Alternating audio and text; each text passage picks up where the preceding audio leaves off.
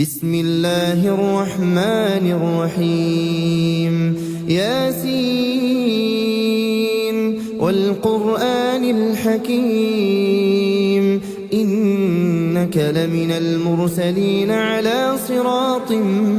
مستقيم تنزيل العزيز الرحيم لتنذر قوما ما أنذر آباؤهم فهم غافلون لقد حق القول على أكثرهم فهم لا يؤمنون إنا جعلنا في أعناقهم أغلالا فهي إلى الأذقان فهم مقمحون وجعلنا من بين أيديهم سدا ومن خلفهم سدا فأغشيناهم فهم لا يبصرون وسواء عليهم أأنذرتهم أم لم تنذرهم لا يؤمنون إنما تنذر من اتبع الذكر وخشي الرحمن بالغيب فبشره بمغفرة وأجر كريم إنا نحن نحيي الموتى ونكتب ما قدموا وآثارهم وكل شيء أحصيناه في إمام مبين واضرب لهم مثلا أصحاب القرية إذ جاءها المرسلون إذ أرسلنا إليهم اثنين فكذبوهما فعززنا بثالث فقالوا إنا إليكم مرسلون قالوا ما أنتم إلا بشر مثلنا وما أنزل الرحمن من شيء إن أنتم إلا تكذبون قالوا ربنا يعلم إنا إليكم لمرسلون وما علينا إلا البلاغ المبين قالوا إنا تطيرنا بكم لئن لم تنتهوا لنرجمنكم وليمسنكم منا عذاب أليم قالوا طائركم معكم أئن ذكرتم بل أنتم قوم مسرفون وجاء من أقصى المدينة رجل يسعى قال يا قوم اتبعوا المرسلين اتبعوا من لا يسألكم أجرا وهم مهتدون وما لي لا أعبد الذي فطرني وإليه ترجعون أأتخذ من دونه آلهة إن يردني الرحمن بضر لا تغن عني شفاعتهم شيئا ولا ينقذون إني إذا لفي ضلال مبين إني آمنت بربكم فاسمعون قيل ادخل الجنة قال يا ليت قومي يعلمون بما غفر لي ربي وجعلني من المكرمين وما أنزلنا على قومه من بعده من جند من السماء وما كنا منزلين إن كانت إلا صيحة واحدة فإذا هم خامدون يا حسرة على العباد ما يأتيهم من رسول إلا كانوا به يستهزئون ألم يروا كم أهلكنا قبلهم من القرون أنهم إليهم لا يرجعون وإن كل لما جميع لدينا محضرون وآية لهم الأرض الميتة أحييناها وأخرجنا منها حبا فمنه يأكلون وجعلنا فيها جنات من نخيل وأعناب وفجرنا فيها من العيون ليأكلوا من ثمره وما عملته أيديهم أفلا يشكرون سبحان الذي خلق الأزواج كلها مما تنبت الأرض ومن أنفسهم ومما لا يعلمون وآية لهم الليل نسلخ منه النهار فإذا هم مظلمون والشمس تجري لمستقر لها ذلك تقدير العزيز العليم والقمر قدرناه منازل حتى عاد كالعرجون القديم لا الشمس ينبغي لها أن تدرك القمر ولا الليل سابق النهار وكل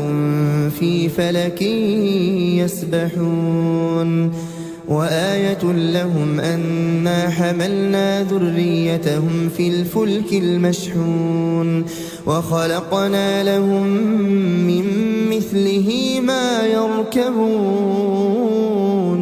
وإن نشأ نغرقهم فلا صريخ لهم ولا هم ينقذون إلا رحمة منا ومتاعا إلى حين وإذا قيل لهم اتقوا ما بين أيديكم وما خلفكم لعلكم ترحمون وما تأتيهم من آية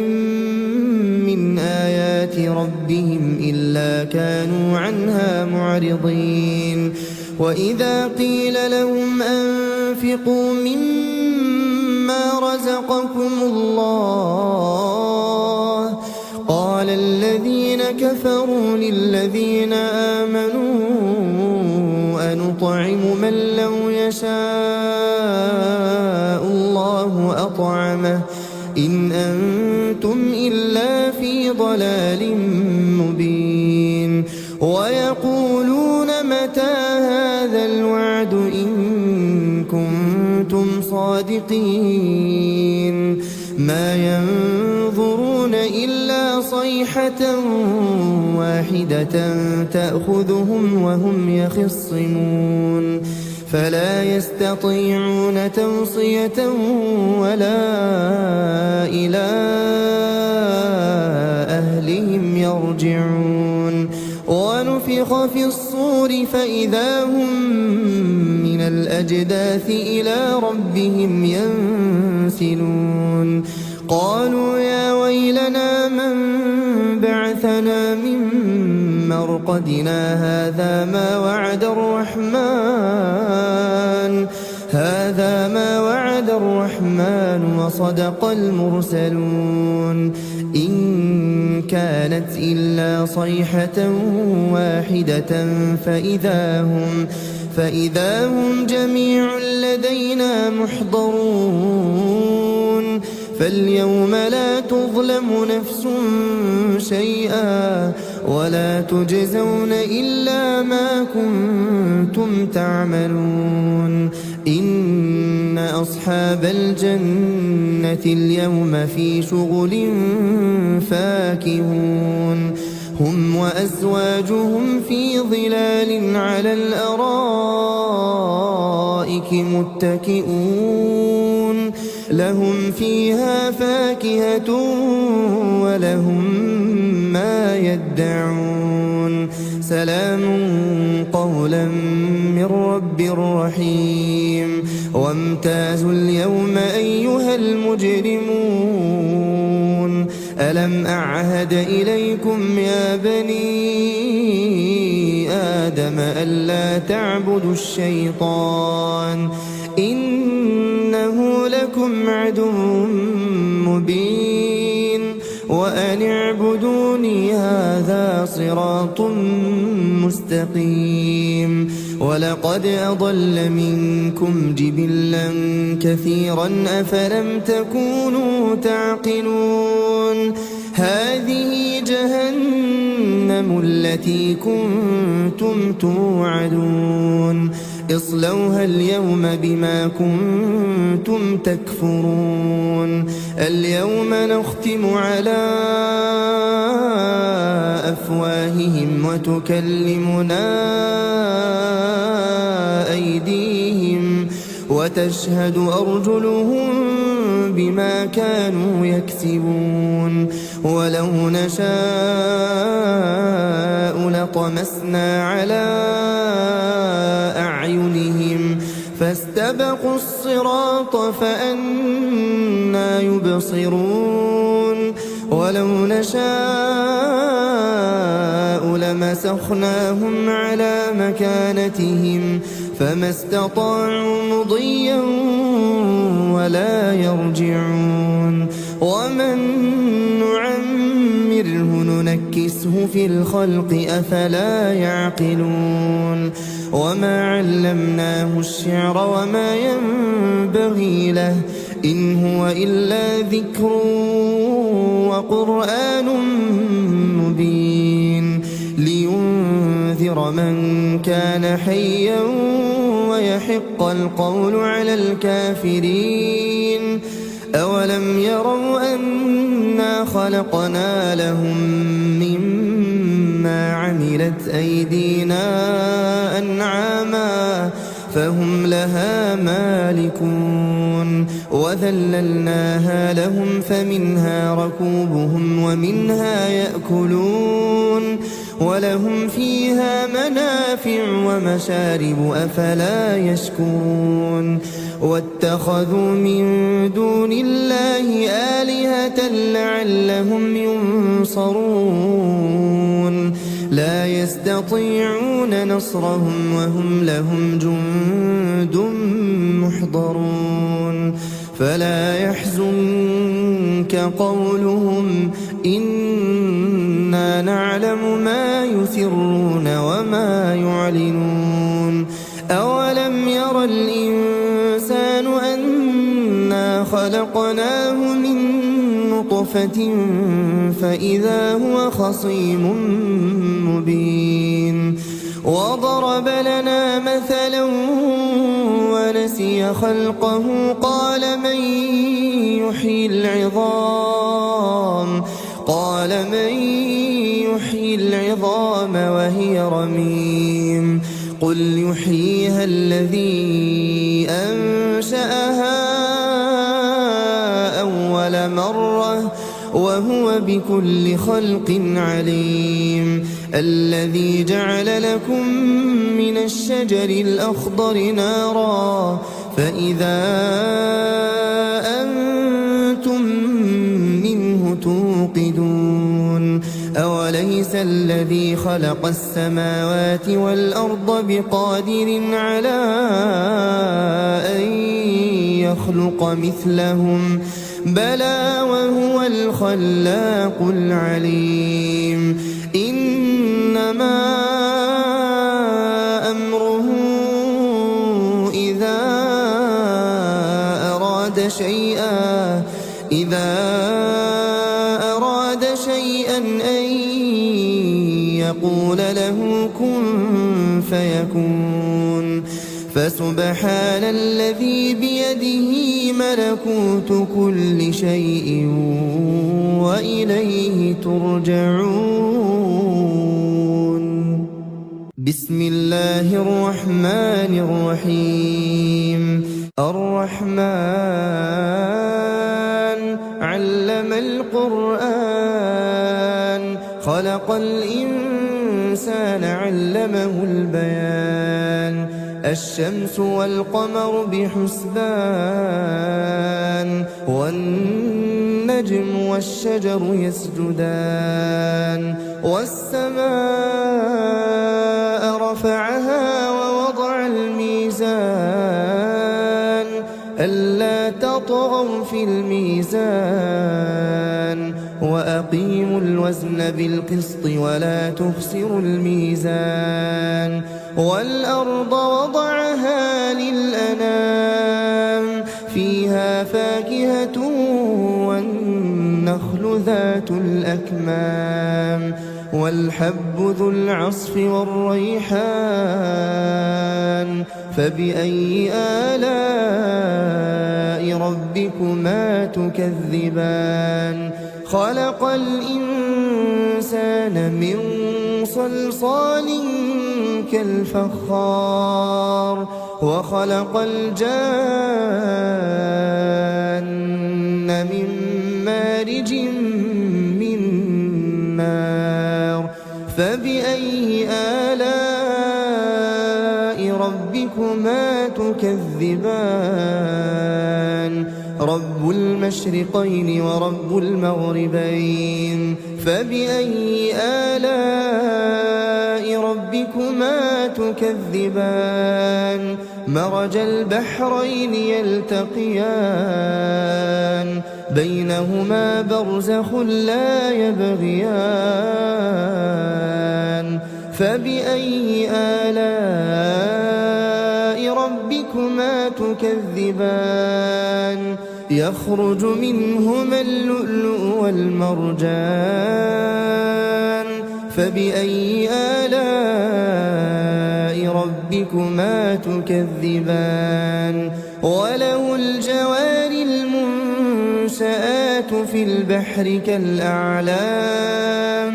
فبأي آلاء ربكما تكذبان؟ كل من عليها فان ويبقى وجه ربك ذو الجلال والإكرام. فبأي آلاء ربكما تكذبان؟ يسأله من في السماوات والأرض كل يوم هو في شأن. فبأي آلاء ربكما تكذبان؟ سنفرغ لكم أيها الثقلان. فبأي آلاء ربكما تكذبان؟ يا معشر الجن والإنس إن استطعتم أن تنفذوا من أقطار السماوات والأرض فانفذوا لا تنفذون إلا بسلطان. فبأي آلاء ربكما تكذبان؟ يرسل عليكما شواظ من نار ونحاس فلا تنتصران. فبأي آلاء ربكما تكذبان؟ فإذا انشقت السماء فكانت وردة كالدهان. فبأي آلاء ربكما تكذبان؟ فيومئذ لا يسأل عن ذنبه إنس ولا جان. فبأي آلاء ربكما تكذبان؟ يوجهون بسيماهم فيؤخذ بالنواصي والأقدام فبأي آلاء ربكما تكذبان هذه جهنم التي يكذب بها المجرمون يطوفون بينها وبين حميم آن فبأي آلاء ربكما تكذبان ولمن خاف مقام ربه جنتان فبأي آلاء ربكما تكذبان ذواتا أفنان فبأي آلاء ربكما تكذبان فيهما عينان تجريان فبأي آلاء ربكما تكذبان فيهما من كل فاكهة زوجان فبأي آلاء ربكما تكذبان متكئين على فرش بطائنها من استبرق وجنى الجنتين دان فبأي آلاء ربكما تكذبان فيهن قاصرات الطرف لم يطمثهن إنس قبلهم ولا جان فبأي آلاء ربكما تكذبان كأنهن الياقوت والمرجان فبأي آلاء ربكما تكذبان هل جزاء الإحسان إلا الإحسان فبأي آلاء ربكما تكذبان ومن دونهما جنتان فبأي آلاء ربكما تكذبان مدهامتان فبأي آلاء ربكما تكذبان فيهما عينان نضاختان فبأي آلاء ربكما تكذبان فيهما فاكهة ونخل ورمان فبأي آلاء ربكما تكذبان فيهن خيرات حسان فبأي آلاء ربكما تكذبان حور مقصورات في الخيام فبأي آلاء ربكما تكذبان لم يطمثهن إنس قبلهم ولا جان فبأي آلاء ربكما تكذبان متكئين على رفرف خضر وعبقري حسان فبأي آلاء ربكما تكذبان تبارك اسم ربك ذي الجلال والإكرام بسم الله الرحمن الرحيم وقعت الواقعة ليس لوقعتها كاذبة خافضة رافعة إذا رجت الأرض رجا وبست الجبال بسا فكانت هباء منبثا وكنتم أزواجا ثلاثة فأصحاب الميمنة ما أصحاب الميمنة وأصحاب المشأمة ما أصحاب المشأمة والسابقون السابقون أولئك المقربون في جنات النعيم ثلة من الأولين وقليل من الآخرين على سرر موضونة متكئين عليها متقابلين يطوف عليهم ولدان مخلدون بأكواب وأباريق وكأس من معين لا يصدعون عنها ولا ينزفون وفاكهة مما يتخيرون ولحم طير مما يشتهون وحور عين كأمثال اللؤلؤ المكنون جزاء بما كانوا يعملون لا يسمعون فيها لغوا ولا تأثيما إلا قيلا سلاما سلاما وأصحاب اليمين ما أصحاب اليمين في سدر مخضود وطلح منضود وظل ممدود وماء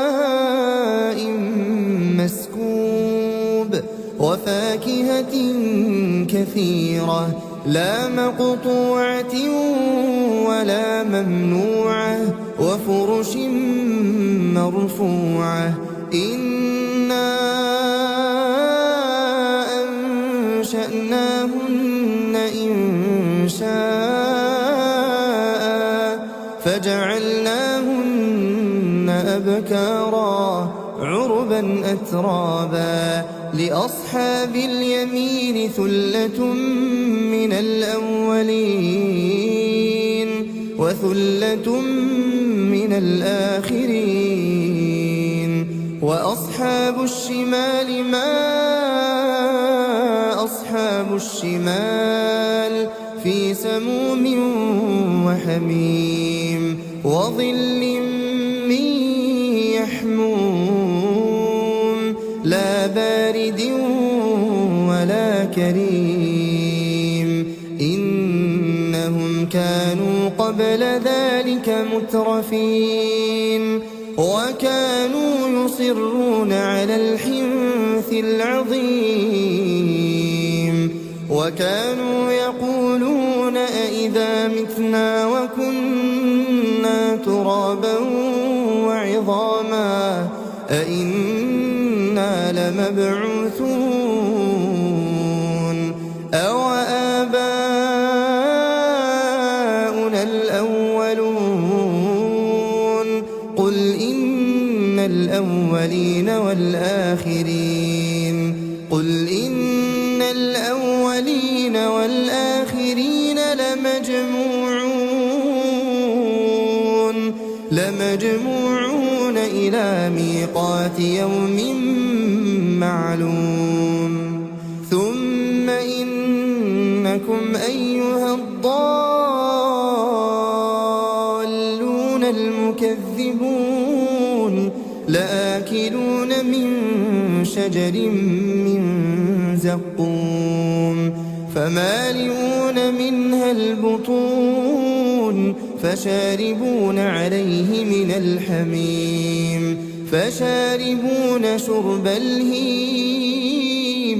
هذا نزلهم يوم الدين نحن خلقناكم فلولا تصدقون أفرأيتم ما تمنون أأنتم تخلقونه أم نحن الخالقون نحن قدرنا بينكم الموت وما نحن بمسبوقين على أن نبدل أمثالكم وننشئكم فيما لا تعلمون ولقد علمتم النشأة الأولى فلولا تذكرون أفرأيتم ما تحرثون أأنتم تزرعونه أم نحن الزارعون لو نشاء لجعلناه حطاما فظلتم تفكهون إنا لمغرمون بل نحن محرومون أفرأيتم الماء الذي تشربون أأنتم أنزلتموه من المزن أم نحن المنزلون لو نشاء جعلناه أجاجا فلولا تشكرون أفرأيتم النار التي تورون أأنتم أنشأتم شجرتها أم نحن المنشئون نحن جعلناها تذكرة ومتاعا للمقوين فسبح باسم ربك العظيم فلا أقسم بمواقع النجوم وإنه لقسم لو تعلمون عظيم إنه لقرآن كريم في كتاب مكنون لا يمسه إلا المطهرون تنزيل من رب العالمين أفبهذا الحديث أنتم مدهنون وتجعلون رزقكم أنكم تكذبون فلولا إذا بلغت الحلقوم وأنتم حينئذ تنظرون ونحن أقرب إليه منكم ولكن لا تبصرون فلولا إن كنتم غير مدينين ترجعونها إن كنتم صادقين فأما إن كان من المقربين فروح وريحان وجنة نعيم وأما إن كان من أصحاب اليمين فسلام لك من أصحاب اليمين وأما إن كان من المكذبين الضالين فنزل من حميم وتصلية جحيم إن هذا لهو حق اليقين فسبح باسم ربك العظيم بسم الله الرحمن الرحيم تبارك الذي بيده الملك وهو على كل شيء قدير الذي خلق الموت والحياة ليبلوكم أيكم أحسن عملا وهو العزيز الغفور الذي خلق 7 سماوات طباقا ما ترى في خلق الرحمن من تفاوت فارجع البصر هل ترى من فطور ثم ارجع البصر كرتين ينقلب إليك البصر خاسئا وهو حسير ولقد زينا السماء الدنيا بمصابيح وجعلناها رجوما للشياطين وأعتدنا لهم عذاب السعير وللذين كفروا بربهم عذاب جهنم وبئس المصير إذا ألقوا فيها سمعوا لها شهيقا وهي تفور تكاد تميز من الغيظ كلما ألقي فيها فوج سألهم خزنتها ألم يأتكم نذير قالوا بلى قد جاءنا نذير فكذبنا وقلنا ما نزل الله من شيء إن أنتم إلا في ضلال كبير وقالوا لو كنا نسمع أو نعقل ما كنا في أصحاب السعير فاعترفوا بذنبهم فسحقا لأصحاب السعير إن الذين يخشون ربهم بالغيب لهم مغفرة وأجر كبير وأسروا قولكم أو اجهروا به إنه عليم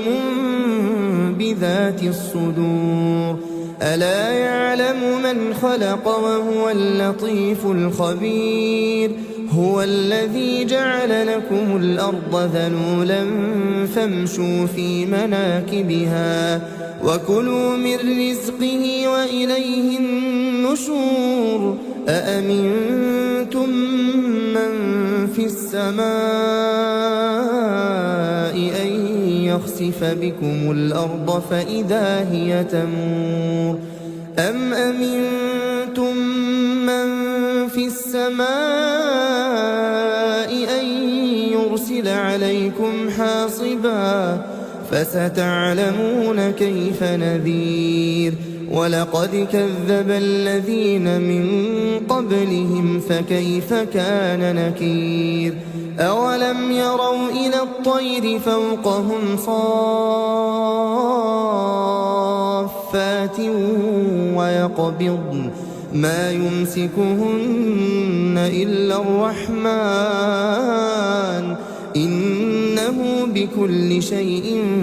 بصير أمن هذا الذي هو جند لكم ينصركم من دون الرحمن إن الكافرون إلا في غرور أمن هذا الذي يرزقكم إن أمسك رزقه بل لجوا في عتو ونفور أفمن يمشي مكبا على وجهه أهدى أمن يمشي سويا على صراط مستقيم قل هو الذي أنشأكم وجعل لكم السمع والأبصار والأفئدة قليلا ما تشكرون قل هو الذي ذرأكم في الأرض وإليه تحشرون ويقولون متى هذا الوعد إن كنتم صادقين قل إنما العلم عند الله وإنما أنا نذير مبين فلما رأوه زلفة سيئت وجوه الذين كفروا وقيل هذا الذي كنتم به تدعون قل أرأيتم إن أهلكني الله ومن معي أو رحمنا فمن يجير الكافرين من عذاب أليم قل هو الرحمن آمنا به وعليه توكلنا فستعلمون من هو في ضلال مبين قل أرأيتم إن أصبح ماؤكم غورا فمن يأتيكم بماء